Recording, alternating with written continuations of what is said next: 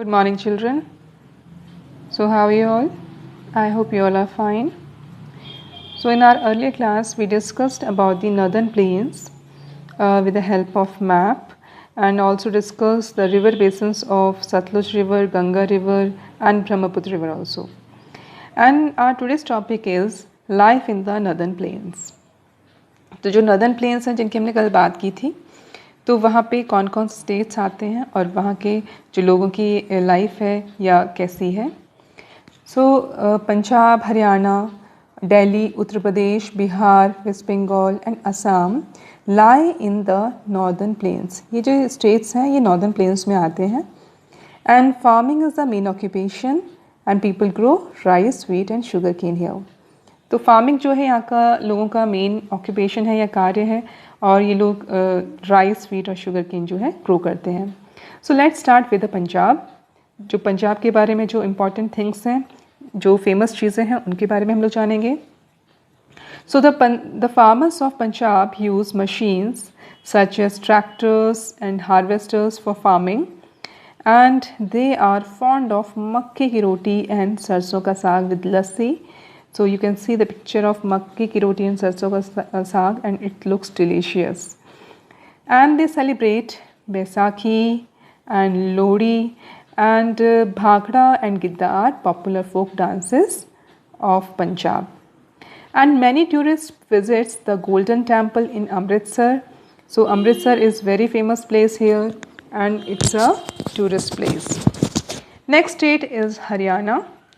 And like farmers of Punjab, the farmers of Haryana also use modern machines for farming. जैसे पंजाब में लोग modern machines use करते हैं farming के लिए, वैसे ही हरियाणा के लोग भी मॉडर्न मशीन्स का इस्तेमाल करते हैं, like tractors and harvesters. And many people are engage in cattle rearing and dairy farming. और काफ़ी सारे लोग जो है वो कैटल फार्मिंग यानी कि पशुपालन करते हैं या डेयरी फार्मिंग करते हैं, या जिसे हम डेयरी फार्म जिसे कहते हैं दूध का बिजनेस, जहाँ पे पनीर बनाया जाता है, क्रीम निकाली जाती है और दूध का बिजनेस किया जाता है, दूध सप्लाई किया जाता है. Faridabad and Gurgaon have many industries such as information technology and automobiles. Now you can see in this picture, this is a industry of automobiles. यहाँ पे जो कार हैं उनकी मैन्युफैक्चरिंग की जा रही है, और इन दिस पिक्चर यू कैन सी यहाँ पे एक कार डिज़ाइन की जा रही है with the help of information technology. So Faridabad and Gurgaon ऐसे प्लेस हैं जहाँ पे बहुत सारी इंडस्ट्रीज़ हैं और यहाँ पर मैन्युफैक्चरिंग का काम भी होता है. Next is national capital territory of Delhi. Okay, so most people here work in offices. ज़्यादातर लोग जो हैं यहाँ पे ऑफिसेस में काम करते हैं. And many of them have business, और काफ़ी सारे लोगों का यहाँ पे बिजनेस भी है. बिजनेस मीन्स जो खुद का काम होता है, ठीक है, अपने किसी के अंडर में काम नहीं करते हैं, इनका खुद का बिजनेस रहता है. And Delhi has many famous monuments such as the Red Fort, Qutub Minar, India Gate, Humayun's Tomb, Jama Masjid, Lotus Temple and Akshardham Temple. And tourists from all over the world come to see these monuments. So in Delhi is famous for monuments and for food also. Now next state is Uttar Pradesh, and Uttar Pradesh is famous for what? Any guesses? Okay, it is famous for mangoes and guavas. Delicious? Yes. And there are many sugar, textile, leather and chemical industries also here. And the chikankari embroidery of Lucknow also famous, and silk saris of Varanasi and brassware of Moradabad are popular all over the world. Now you can see this is a chemical industry which is in Uttar Pradesh. Okay, and one more thing is also important here, Kumbh Mela. The Kumbh Mela is held every 12 years in Prayagraj. हर 12 साल पे, Prayagraj is a new name of Allahabad.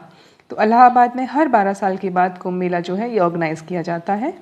And apart from this, Agra, Varanasi and Lucknow are cities of tourist interest. Agra is famous for Taj Mahal, and Varanasi is famous for their ghats, and Lucknow is famous for its tradition, for chikankari work, है ना, this is famous for that. And some monument places are also there.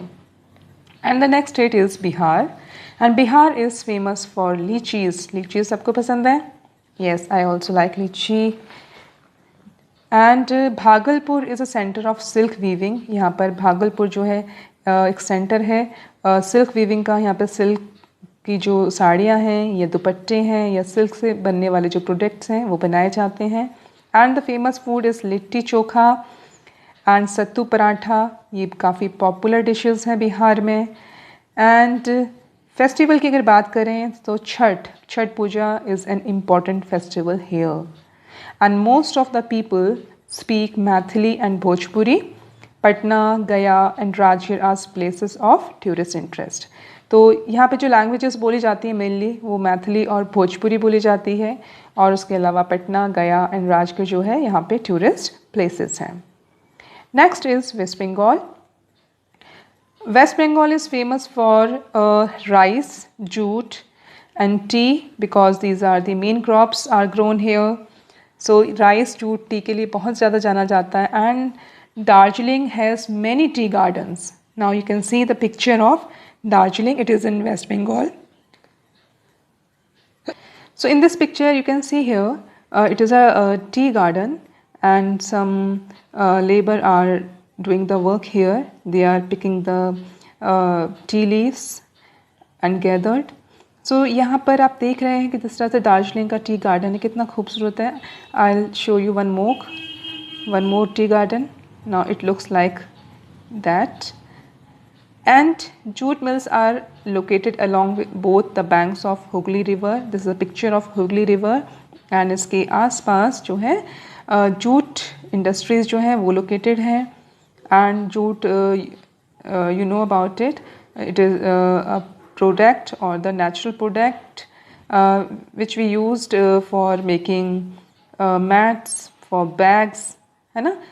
वो काफ़ी सारी चीज़ों को बनाने के लिए हम लोग यूज़ करते हैं और जूट को हम एक्सपोर्ट भी करते हैं दूसरी कंट्रीज़ को.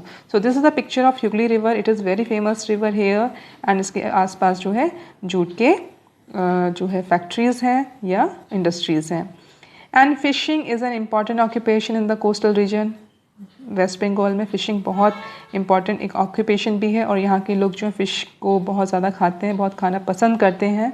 And people speak Bangla. यहाँ की जो लैंग्वेज है it is Bangla. And the one more important thing is about the festival. So Durga Puja is the most popular festival here. And they celebrate this festival बहुत ही धूमधाम के साथ ये बनाते हैं, बहुत ही मज़े के साथ बनाते हैं क्योंकि ये बहुत ही इनका इम्पॉर्टेंट फेस्टिवल है. Next is Assam. So Assam is famous for tea and silk. जैसे अभी आपको मैंने टी गार्डन्स दिखाए थे. सो टी और सिल्क दोनों के लिए ही ये फेमस है. And petroleum and natural gas are found in Digboi. So this is a picture of refinery which is in Digboi. And यहाँ पे पेट्रोलियम और नेचुरल गैस को रिफाइन किया जाता है. And this is the first refinery of India which is established by Britishers.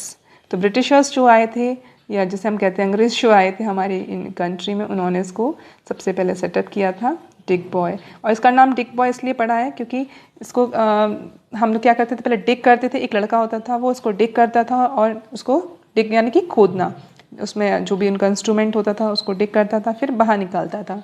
तो इसलिए इस प्लेस का नाम जो है डिगबॉय रखा गया. And many women wear mekhela chador and blouse. यहाँ का जो ड्रेसअप है लेडीज़ का, the sari they wear which is called mekhela chador and blouse. And most people speak Assamese. ज़्यादातर लोग यहाँ पे आसामी ही बोलते हैं. And they celebrate Bihu. In this picture they celebrating Bihu. Bihu is the famous festival here. So यहाँ पर हमने बात करी काफ़ी सारे स्टेट्स की like Punjab, Haryana, Uttar Pradesh, Delhi, Bihar, Assam and West Bengal की, और वहाँ के जो चीज़ें इंपॉर्टेंट हैं या जो चीज़ फेमस हैं उसके बारे में. सो यहाँ पर ये टॉपिक फिनिश होता है. नेक्स्ट टॉपिक नेक्स्ट क्लास में लेंगे which is the coastal planes, क्योंकि हमने यहाँ पे नॉर्दर्न प्लेन्स की बात की है और नेक्स्ट टॉपिक में हम बात करेंगे कोस्टल प्लेन्स की. ओके, सो इसको आप अच्छे से सुनिएगा, रिवाइज करिएगा. or if you have any query, then you can put in the message box also. Okay, and today I'm giving you some homework also, which is you can find in your assignment section. So next class tak ke liye, till then bye bye, take care.